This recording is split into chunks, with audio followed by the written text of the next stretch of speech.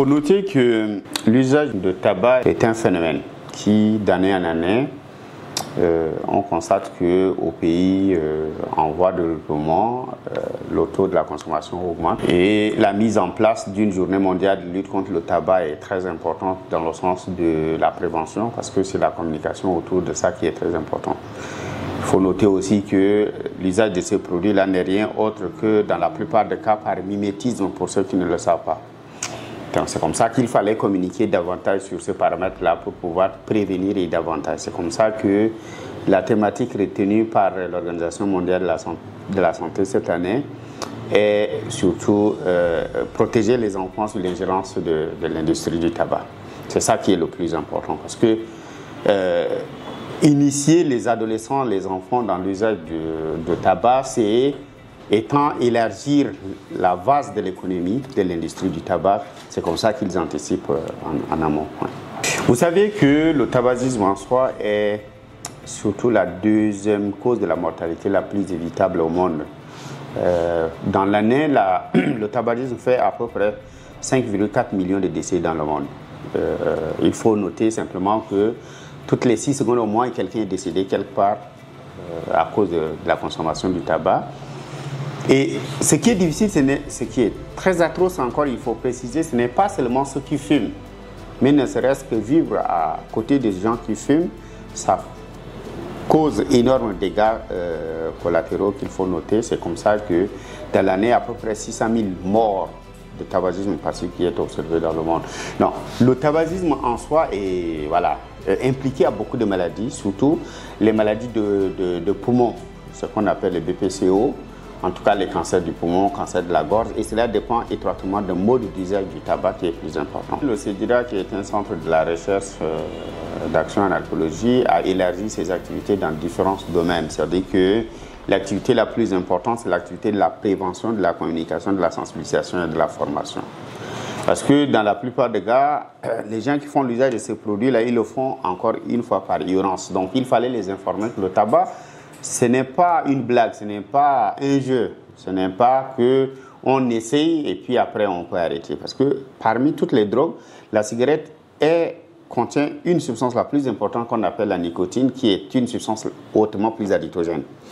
Donc quand on essaye de fumer la cigarette une fois, 2 fois dans la semaine, c'est qu'après, par notion de la tolérance, on se met à consommer encore davantage. Donc le travail du CEDIRA numéro 1, c'est l'information, la communication, la formation et la sensibilisation sur les méfaits de la consommation de la cigarette d'abord.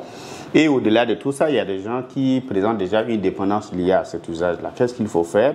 Là, le CEDIRA offre l'espace de la prise en charge, notamment ce qu'on appelle les démarches thérapeutiques basées sur les traitements de sévrage au tabagisme, qui effectivement, la chance qu'on en a, c'est qu'aujourd'hui, on a les médicaments pour traiter la dépendance au tabac.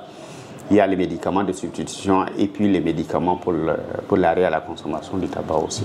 Les mesures d'accompagnement, c'est surtout d'abord la consultation, ce qu'on appelle le conseil minimal. C'est-à-dire, à toute consultation médicale possible, il est toujours conseillé de poser la question aux malades, fumez-vous du tabac? Non, c'est bon. Si vous fumez du tabac, est-ce que vous avez envie d'arrêter? Oui. Si vous avez envie d'arrêter, comment vous le faites?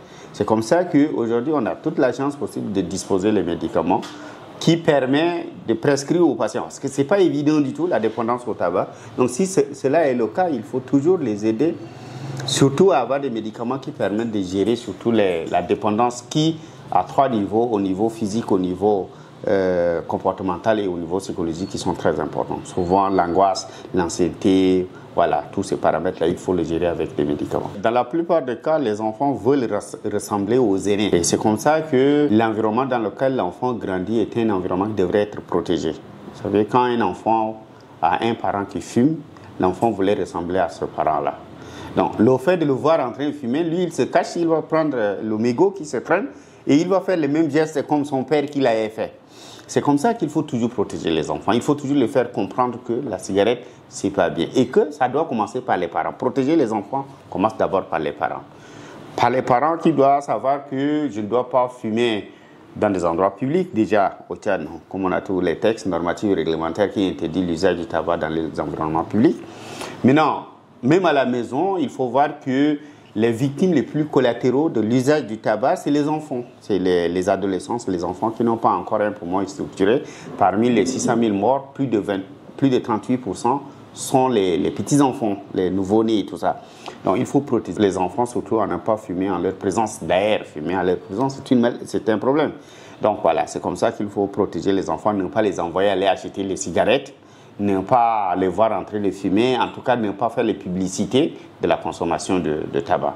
C'est comme ça que le Tchad, à travers le ministère de la Santé publique, notamment au niveau du programme national de lutte contre le tabac et autres alcools, en appui avec le comité national de lutte contre l'alcool et autres tabacs, en appui surtout avec l'OMS, avait mis en place ce qu'on appelle les mentions sanitaires depuis plusieurs années, que dans tous les cartons, dans toutes les trousses, et les paquets de cigarettes doivent toujours avoir la marque sanitaire sur l'ensemble de la cigarette qui circule sur le territoire tchadien. Ça serait un peu utopique, vraiment, de croire qu'on va lutter pour qu'il y ait pas le tabac dans le monde.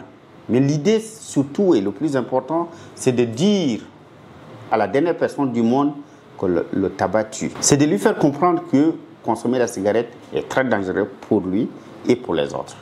C'est ça l'objectif le plus important à mon avis. Donc plus quand un truc rapporte de l'argent aux humains, plus cette chose-là est très fatale aux humains.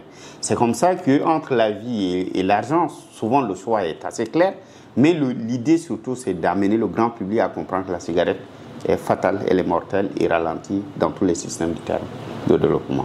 L'idée était de dire au grand public que le tabagisme est une maladie et que tous ceux qui présentent une dépendance liée à l'usage du tabac doivent demander une consultation. Quand ils demandent une consultation, il y a toutes les mesures d'accompagnement médical, psychiatrique, psychologique selon les circonstances du terme pour les aider.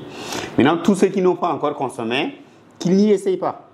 Et tous ceux qui ont la capacité surtout d'arrêter de consommer, qu'ils le font aussi. Donc voilà à peu près les 3 dimensions d'accompagnement que je peux proposer à tout le monde. Dans la fumée de la cigarette, il y a plus de 7000 particules. Plus de 7000 particules. Et que sur les 7000 particules, il y a 60 qui sont capables de provoquer un cancer. Donc il y a beaucoup de substances qui se trouvent dans la substance du tabac, à commencer par le goudron, par l'ammoniac, par les zinc, en tout cas l'ensemble de toutes ces particules qui sont hyper dangereux pour l'organisme. Mais non, c'est là où il y a l'amalgame se fait le plus souvent, c'est que les gens pensent que c'est la nicotine le problème. La nicotine, ce n'est pas ça le problème. La nicotine, c'est une substance qui permet à la cigarette, à la personne d'être dépendante de la cigarette. C'est comme ça que dans la démarche thérapeutique, on met les substituts nicotiniques, c'est-à-dire que ce sont les médicaments qui contiennent nicotine. Et à ce moment-là, la personne arrête de fumer, mais la nicotine en soi, ce n'est pas ça le plus dangereux. Ça va être le goudron, les monoxydes de carbone qui sont très dangereux pour le corps, par exemple. J'invite la population tchadienne surtout à une vie saine, une vie de protection, et que la cigarette ne peut en aucun cas contribuer à la bonne santé de tout le monde.